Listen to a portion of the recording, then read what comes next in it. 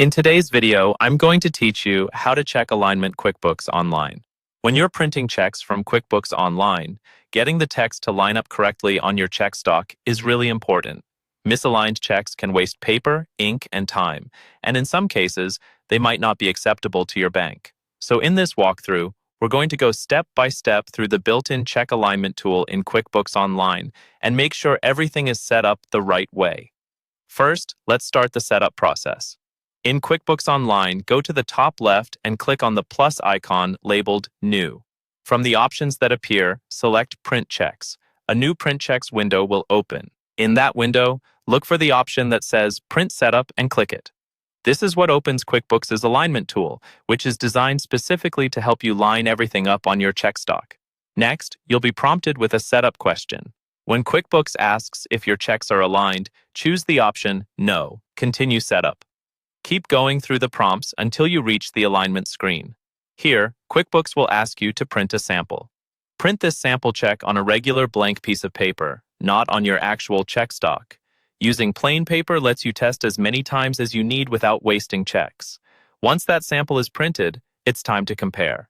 Take your printed sample on plain paper and hold it directly in front of a blank sheet of your check stock. You can hold them up against a light or a window to see through the paper more easily.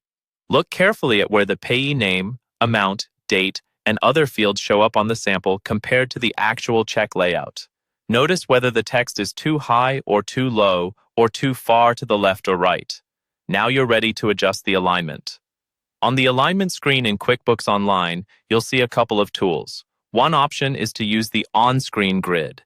You can drag this grid around until the on-screen preview matches how your printed sample sits on the check stock. As you move the grid, QuickBooks automatically calculates the offsets to nudge the text into the correct position.